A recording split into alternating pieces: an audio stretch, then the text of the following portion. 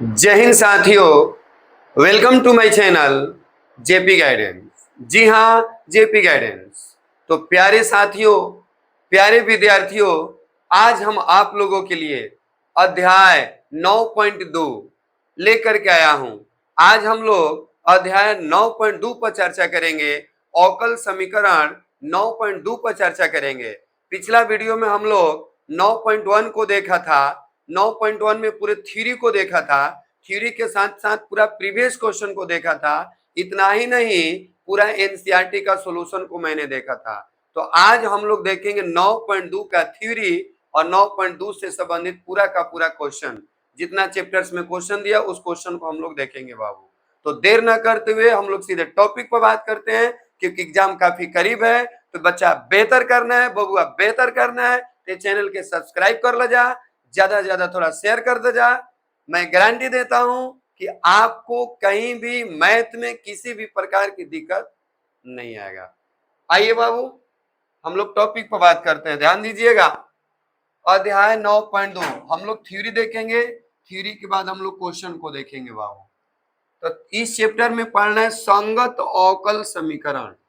हम लोग किसके बारे में जानेंगे बाबू? संगत अवकल समीकरण, corresponding differential equation. Corresponding differential equation, corresponding differential equation, संगत अवकल समीकरण। तो सबसे पहले जानेंगे कि संगत अवकल समीकरण होता क्या है। तो देखो बाबू, जब किसी समीकरण के साथ में अवकल समीकरण दिया रहता है, जब किसी समीकरण के साथ में अवकल समीकरण दिया रहता है, उसे संगत अवकल समीकरण कहते हैं। जब किसी समीकरण के साथ में अवकल समीकरण दिया रहता है, उसे संगत अवकल समीकरण कहते हैं। जैसे देख लो बाबू, y बराबर e के पावर x प्लस 1, ये क्या है? बोलिए, समीकरण है। और देखिए, y double dash minus y single dash बराबर 0, ये क्या है? अवकल समीकरण है। समीकरण अवकल समीकरण दोनों दिया है, तो इसी को हम लोग कहेंगे संगत अवकल समीकरण। इसमें भी देख लो, एक समीकरण दिया रहेगा और एक अवकल समीकरण, जब दोनों मिलेगा तो इसे हम लोग कहेंगे संगत अवकल समीकरण। तो वैसा समीकरण जिसके साथ कोई अवकल समीकरण भी रहे, तो इस प्रकार के समीकरण को हम लोग कहेंगे संगत अवकल समीकरण। याद रखिएगा बाबू, मतलब कि इसमें एक इक्वेशन रहेगा और एक अवकल समीकरण रहेगा, याद रखना। जल्दी से इसका स्क्रीनशॉट ले लो बाबू। अब हम लोग देखेंगे बाबू आगे नेक्स्ट, संगत अवकल समीकरण का सत्यापन करने का तरीका। अभी हम लोग क्या जाने? संगत अवकल समीकरण के बारे में जाने। अब हम लोग इसका सत्यापन के बारे में जानेंगे कि सत्यापन किसे किया जाता है, कैसे किया जाता है। इस चैप्टर में पूरा का पूरा सत्यापन पर ही जिक्र करना है बबुआ। तो अभी मैं कंसेप्ट बता रहा हूँ, इस पर विशेष ध्यान दीजिएगा, अच्छा से देखिएगा बाबू, क्योंकि इसी थ्योरी से पूरा आपका चैप्टर खत्म होगा बाबू। तो हेडिंग डालेंगे, संगत अवकल समीकरण का सत्यापन करने का तरीका, proof of method of corresponding differential equation. तो ध्यान देना बाबू, संगत अवकल समीकरण को सत्यापित करने का निम्नलिखित तरीका है। याद रखिएगा, संगत अवकल समीकरण को सत्यापित करने का निम्न तरीका है। सर्वप्रथम दिए गए समीकरण को लिखते हैं। सबसे पहले जो समीकरण दिया रहेगा उसे लिख लेंगे। इसके बाद दिए गए अवकल समीकरण के अनुसार इसका अवकलज करते हैं। सर्वप्रथम दिए गए समीकरण को लिखते हैं, इसके बाद अवकलज के अनुसार, दिए गए अवकलज के अनुसार, याद रखिएगा, सॉरी, दिए गए अवकल समीकरण के अनुसार इसका अवकलज करते हैं। सर्वप्रथम दिए गए समीकरण को लिखते हैं, इसके बाद दिए गए अवकल समीकरण के अनुसार इसका अवकलज करते हैं। अवकलज करने के बाद अवकल समीकरण के एलएचएस तथा आरएचएस, अवकलज करने के बाद अवकल समीकरण के एलएचएस तथा आरएचएस को एक दूसरे के बराबर करते हैं। अतः इस प्रकार से करने पर जब एलएचएस तथा आरएचएस आपस में बराबर हो जाता है तो संगत अवकल समीकरण का सत्यापन संभव होता है। मतलब कि सबसे पहले दिए गए समीकरण को लिखेंगे, इसके बाद दिए गए अवकल समीकरण के अनुसार इसका अवकलज करेंगे, इसके बाद एलएचएस तथा आरएचएस को बराबर करेंगे। यदि बराबर मिल गया तो सत्यापन होगा, बराबर नहीं मिला तो सत्यापन नहीं होगा। एक चीज याद रखिएगा बाबू, अवकल समीकरण में जितना ऑर्डर दिया रहेगा उतना ही बार समीकरण का अवकलज करेंगे। एक बार फिर से सुन लो बाबू, अवकल समीकरण में जितना ऑर्डर दिया रहेगा उतना ही बार दिए गए समीकरण को अवकलज करेंगे। एक बार फिर से समझिए, अवकल समीकरण में जितना ऑर्डर दिया रहेगा उतना ही बार दिए गए समीकरण का अवकलज करेंगे। तो आइए अब हम लोग एक एग्जाम्पल पर चर्चा करेंगे बाबू। आइए एग्जाम्पल्स को देखते हैं समझने के लिए। निम्न दिए गए संगत अवकल समीकरण के लिए अवकल समीकरण होने की जांच करें। ध्यान देना है बाबू।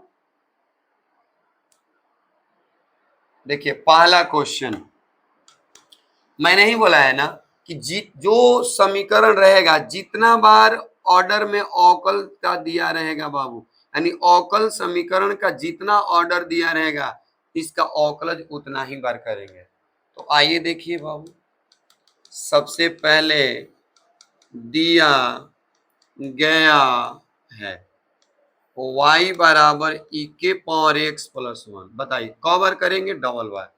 तो derivative with respect to x क्या हो जाएगा? dy बाई डी एक्स बराबर डी ई के power x by d x, और 1 का हो जाएगा 0।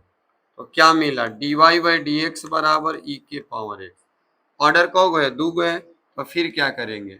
ध्यान दीजिएगा बाबू, again derivative with respect to x। फिर से डेरिवेटिव करेंगे बाबू, डबल डेरिवेटिव पढ़ाए वीडियो आप लोग देख लीजिएगा। तो हो जाएगा डबल, तो डबल भी करेंगे तो e के पावर x। अब बताइए डबल डेरिवेटिव को y पर डबल ऑर्डर भी लिख सकते हैं, आपको अवकलज वाला वीडियो में पढ़ाया गया है। ये प्लस इधर आएगा क्या हो जाएगा? माइनस। अब देखिए तो इधर बचेगा क्या? 0। देखिए तो बाबू, इतना क्वेश्चन दिया था, हमको लाना था y dash double dash minus y dash. अच्छा चलिए ध्यान देना है बाबू, अभी नहीं आया कोई बात नहीं, फिर से समझ लीजिए बाबू। मैंने क्या किया? सबसे पहले जो समीकरण दिया उसको लिखा, इसका अवकलज किया। कितना बार? जितना बार ऑर्डर रहेगा उतना ही बार अवकलज करेंगे। पहला ऑर्डर का कर दिया, अब सेकेंड ऑर्डर डेरिवेटिव करते हैं तो हो गया। इसको हम डबल लिख सकते हैं क्या? अब बताइए e के पावर x, e के पावर x किसका मान है? सिंगल का, यहाँ पे लिख देंगे सिंगल डैश, और प्लस है इधर आएगा क्या हो जाएगा? माइनस, उधर बच गया 0, उधर बच गया 0। यही क्या हो गया? प्रूफ। देख लीजिए हमें क्या लाना था, यही ना लाना था। फिर से एक बार देख लीजिए, y बराबर e के पावर x प्लस 1 है, derivative with respect to x, dy by d x बराबर डी ई के power x by d x, 1 का हो गया 0, e के पावर x का e के पावर x। फिर अगेन डेरिवेटिव करेंगे, डबल हो जाएगा, लेकिन जब इसका डेरिवेटिव करेंगे तब पुनः आएगा। तो डबल डेरिवेटिव को y पर डबल डैश लिख सकते हैं, और सिंगल है देखिए वो e के पावर x जो है ना किसका मान है? सिंगल का है, तो यहाँ पर सिंगल लिख दिए, प्लस इधर आएगा माइनस। देख लीजिए आ गया। जल्दी से इसका स्क्रीनशॉट ले लो। अब हम लोग क्वेश्चन नंबर 2 पर चर्चा करेंगे। आइए क्वेश्चन नंबर 2 को देखते हैं। देखिए बाबू क्वेश्चन नंबर 2 को देखते हैं।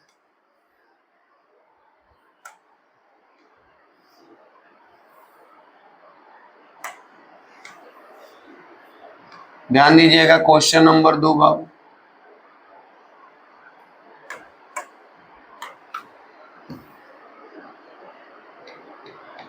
देखिए बराबर 0 है, इसमें को ऑर्डर दिया? सिंगल है तो सिंगल बार डेरिवेटिव करेंगे। सबसे पहले सॉल्यूशन में दिया गया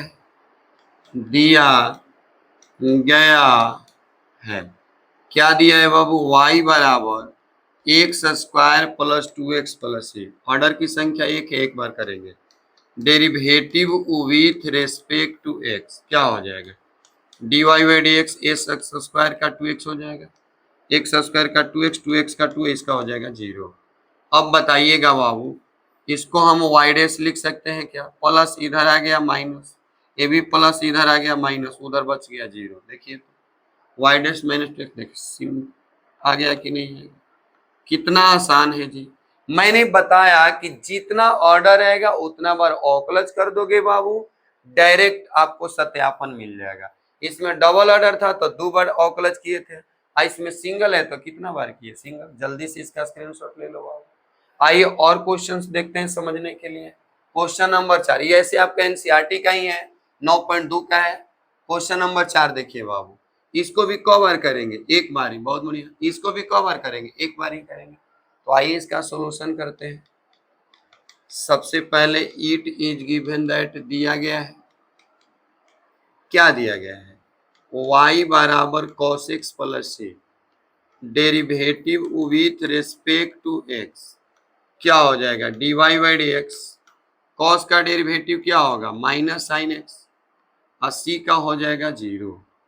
सिंगल बार करना है तो y देखिए dy बाई डी एक्स को y डैश लिख लेंगे, माइनस से इधर आएगा क्या हो जाएगा? प्लस हो जाएगा, उधर बचेगा 0। देख लो बाबू क्या हो गया प्रूफ।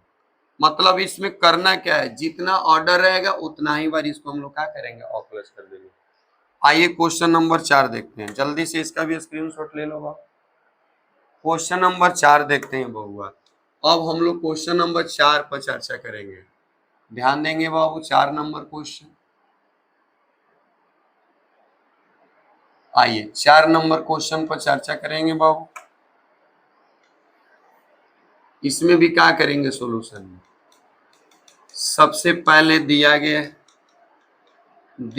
है बोलिए y बराबर क्या है? रूट में 1 प्लस एक्स स्क्वायर। कौ बार डेरिवेटिव? सिंगल बार। तो derivative with respect to x क्या हो गया? dy by d x. आइए डेरिवेटिव करते हैं, d root 1 plus x square बटा में डी 1 प्लस एक्स स्क्वायर, और बोलिए डी 1 प्लस एक्स स्क्वायर, अब बटा में क्या हो जाएगा? D x. क्योंकि मैंने अवकलज वाला वीडियो में समझाया है कि जो अंदर वाला होता है वही नीचे आता है। तो d y by d x हो गया, इसका हो जाएगा 1 बाई 2 रूट एक्स, याद रखिएगा बाबू। इसका हो जाएगा 2x, क्योंकि 1 1 का 0 हो जाएगा, ये हो जाएगा 2x। अब देखिए 2 से 2 कट गया, यहाँ पर क्या मिला?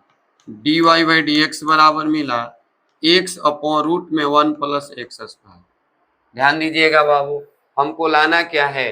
y डैश बराबर, याद रखिएगा बाबू, y डैश बराबर एक्स वाई बटा में 1 plus x square.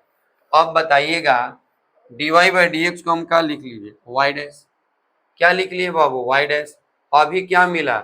X Y इतना। अब इसमें क्या करेंगे? ध्यान दीजिएगा बाबू, 1 plus x square by 1 plus x square से गुणा करेंगे। देख लो बाबू कर सकते हैं कि नहीं, क्योंकि कटेगा तो पुनः वहीं आ जाएगा, कटेगा तो पुनः वहीं आ जाएगा कि नहीं आएगा? बोलिए। अब क्या करेंगे बताइए?